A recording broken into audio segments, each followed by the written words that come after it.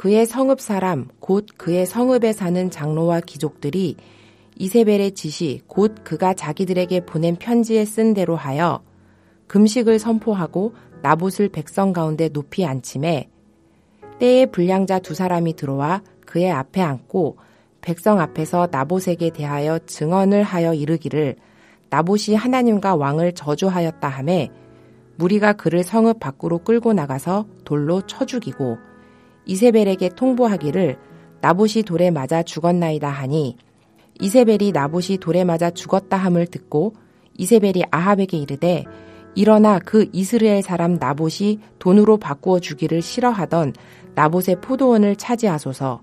나봇이 살아있지 아니하고 죽었나이다.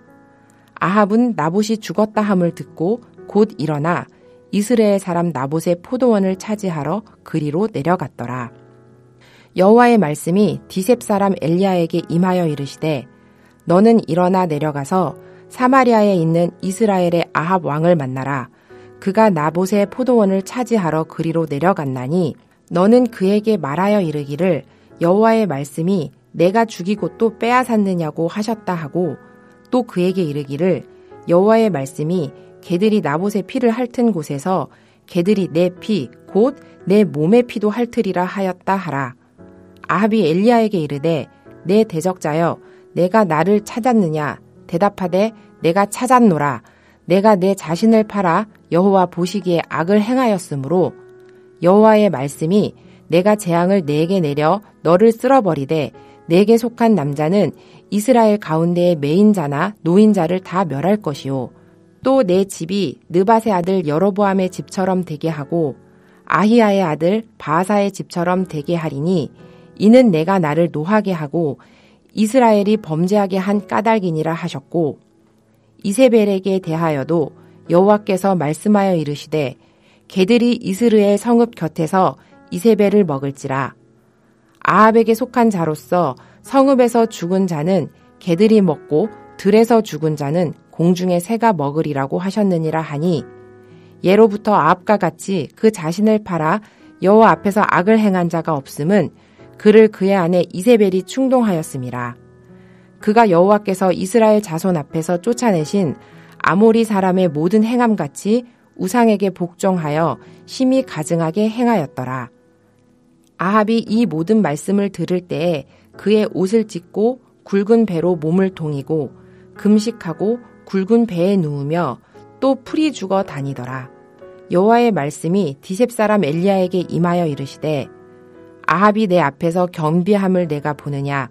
그가 내 앞에서 겸비함으로 내가 재앙을 저의 시대에는 내리지 아니하고 그 아들의 시대에야 그의 집에 재앙을 내리리라 하셨더라. 오늘 묵상 본문은 크게 세 가지 내용으로 구분이 됩니다. 11절에서 16절까지는 이세벨의 악한 계략으로 인해 나봇이 억울하게 죽는 장면입니다. 17절부터 26절까지는 엘리야가 아합과 이세벨에 대하여 하나님의 심판의 말씀을 전합니다. 그리고 27절에서 29절까지는 하나님의 심판의 말씀을 들은 아합이 자신을 겸비하게 하자 하나님이 긍휼을 베푸시는 모습을 보여줍니다. 세 개의 장면이 서로 달라서 이 모든 것을 포괄할 수 있는 중심 구절을 찾기에는 어려워 보이지만 마지막 29절이 전체 내용을 담는 구절이라고 볼 수 있을 것 같습니다. 아합이 내 앞에서 겸비함을 내가 보느냐? 그가 내 앞에서 겸비함으로 내가 재앙을 저희의 시대에는 내리지 아니하고 그 아들의 시대에야 그의 집에 재앙을 내리리라 하셨더라. 간단히 내용을 정리해보면 이세벨이 보낸 편지를 따라 이스라엘 성의 장로와 귀족들이 금식을 선포하고 거짓 증인인 불량자 두 사람을 통해 나봇을 정죄하고 돌로 쳐 죽입니다. 이세벨은 나봇이 죽었다는 소식을 듣고는 아합에게 나봇의 포도원을 차지하라고 말합니다. 이에 사마리아에 있던 아합이 나봇의 포도원을 차지하기 위해 이스라엘로 내려갑니다. 그러자 하나님도 엘리야에게 일어나 내려가서 아합 왕을 만나러 가라고 합니다. 아합 왕을 만난 엘리야는 여로보암과 바하사에게 전한 말씀처럼 아합에게도 속한 자들 역시 다 멸절하고 성읍이나 들에서 죽어 개와 새의 먹이가 될 것을 선언합니다.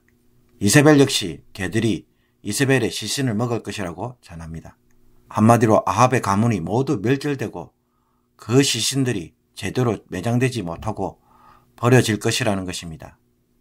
이처럼 아합이 그 자신을 팔아 여호와 앞에서 악을 행하게 된 데는 이세벨의 충동질이 가장 큰 원인이었다고 열왕기서 저자는 말합니다. 자신을 팔았다는 말은 스스로 포기하고 노예를 만들었다는 뜻으로 자신을 탐욕과 죄에 넘겨주어 악을 행했다는 것입니다. 그런데 놀랍게도 엘리야의 심판의 말씀을 들은 아합은 이전과는 달리 자신의 옷을 찢고 굵은 배로 몸을 동이고 금식하고 굵은 배에 누우며 풀이 죽은 모습으로 다닙니다. 심판에 대하여 심각함을 깨닫고 자신을 낮춘 것입니다.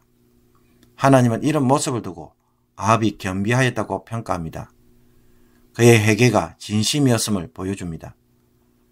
그래서 그의 겸비함을 보시고 선포한 재앙을 아합의 시대에 내리지 않고 아들의 시대에 내리겠다고 연기를 해줍니다. 오늘 말씀을 읽으시면서 여러분에게 교훈이 되거나 도전이 되는 말씀은 무엇입니까?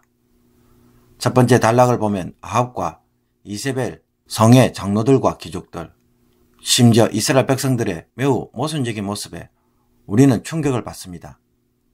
아합은 자기 스스로는 율법을 어기지 않으면서도 이세벨을 통해 자신의 욕망을 성취시키고 있고, 이세벨과 성의 장로들과 귀족들은 나봇이 범죄하지 않았음에도 불구하고 율법을 들고 와서 율법대로 나봇을 정죄하고 죽이는 일에 가담하고 있습니다. 거짓 증인들 역시 스스로 율법을 어기면서도 율법을 이용하여 거짓 증거를 만들고, 이들의 말만 듣고 그 어떤 판결도 없이 백성들은 율법에 따라 돌을 들어 나봇을 죽입니다. 악한 자들이 선한 율법으로 자신들의 악행을 정당화시키고 정죄하는 일을 서슴지 않게 행하고 있는 것입니다. 우리가 신앙생활을 오래 하다 보면 어느 순간부터 우리 역시 하나님의 말씀으로 끊임없이 자기를 살피기보다는 남을 판단하는 도구로만 사용하고 자신의 죄는 보지 못하는 소경이 될 때가 있습니다. 예수님 시대에 바리새인들이 그렇게 하자 예수님은 해칠한 무덤이라고 하시면서 하나님의 엄한 심판이 있을 것을 선포하신 적이 있습니다.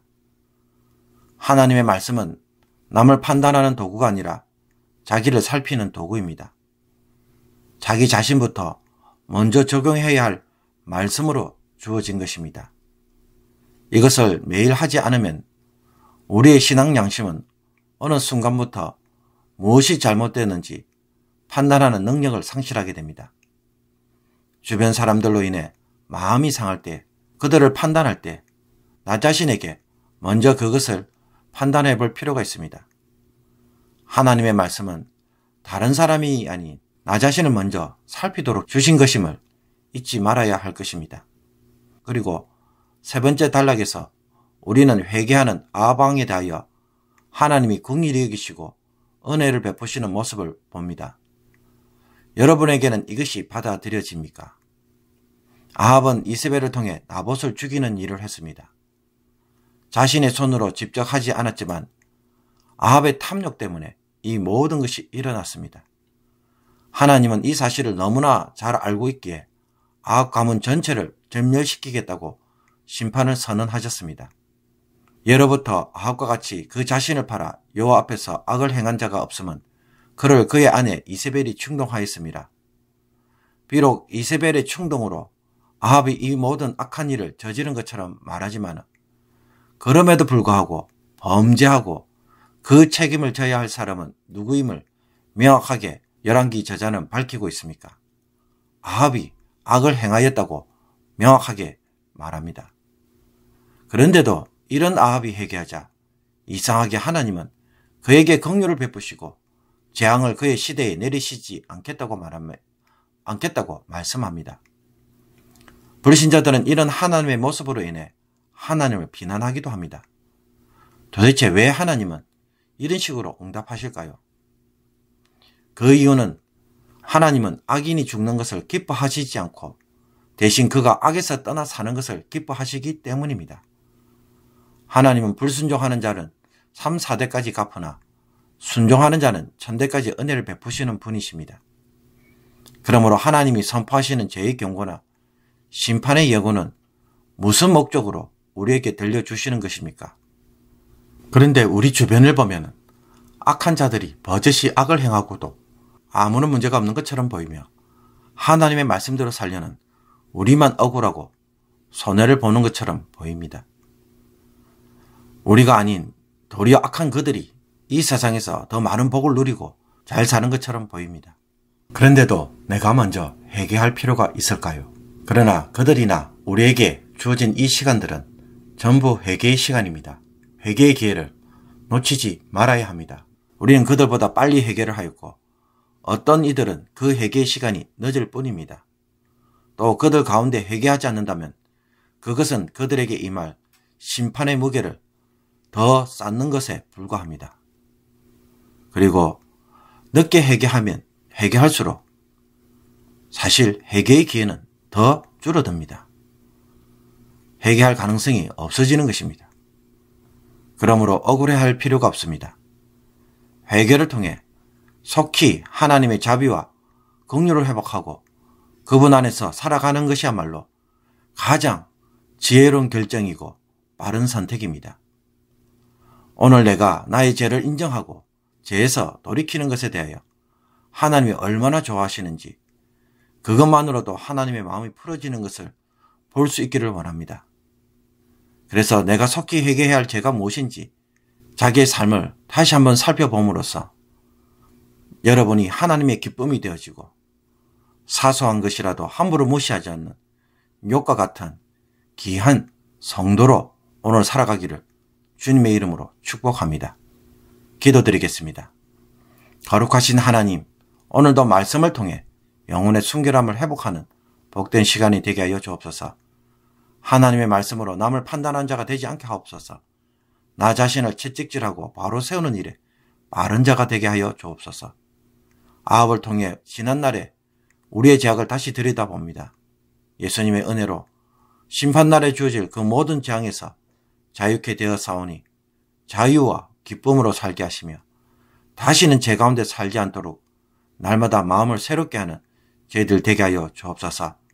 하나님을 기쁘시게 하는 자로 살아가며 사소한 죄라도 품지 않는 거룩한 하루의 삶이 될 수 있도록 성령님께서 또다시 한번 능력으로 우리 가운데 역사하여 주옵소서.